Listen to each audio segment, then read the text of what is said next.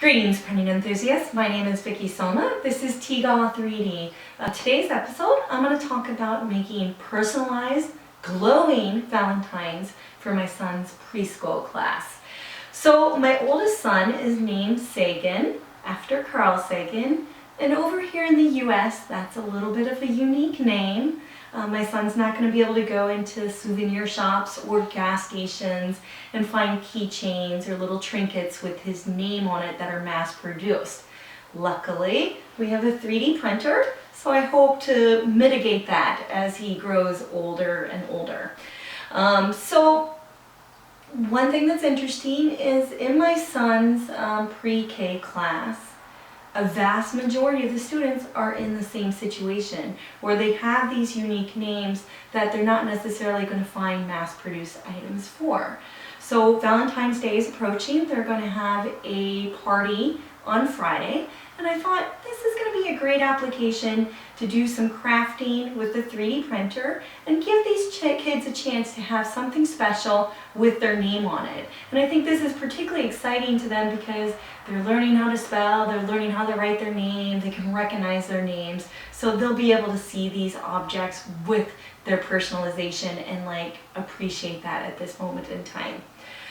Alright, well, what you're going to see is not especially groundbreaking design-wise, but it is for 4-year-olds and I think they're going to appreciate it. What I decided to do is to go ahead and just make little hearts, little medals or pendants kind of thing. So basically it's just a heart that I did in Blender, and I decided to make the detailing to print it in GlowFill to give it an extra pop. And also I've noticed that my kids really truly like things that glow in the dark.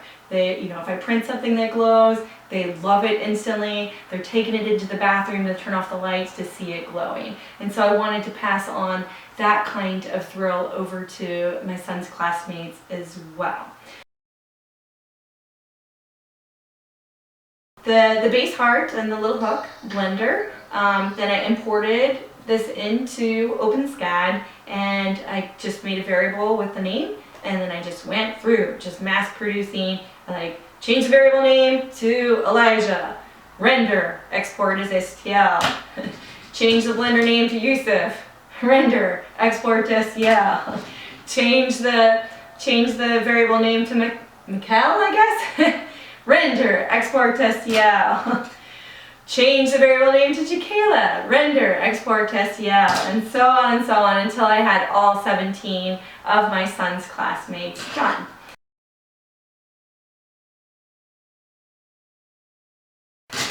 For printing, I have a single extruder machine, but I use Simplify 3D and I do filament changes in between my layers to get the 2-color process.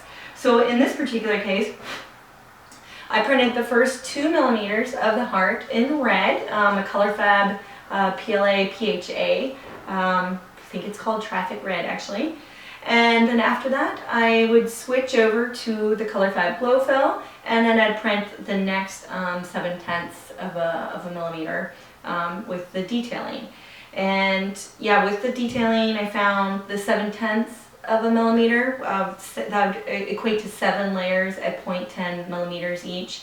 That gave me a nice good coverage and a nice, just a nice detail here, where I found if I did the lesser layers, things just didn't look as clean or as nice. Yeah, I just really needed that extra amount of layers there.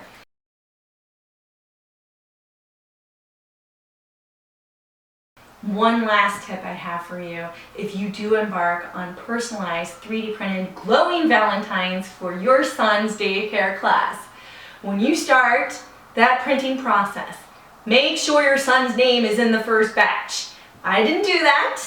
I printed, my first 6 hearts, and I was feeling quite keen and quite proud. I showed my son and I was ready for my accolades, and it didn't go over too well because he can read.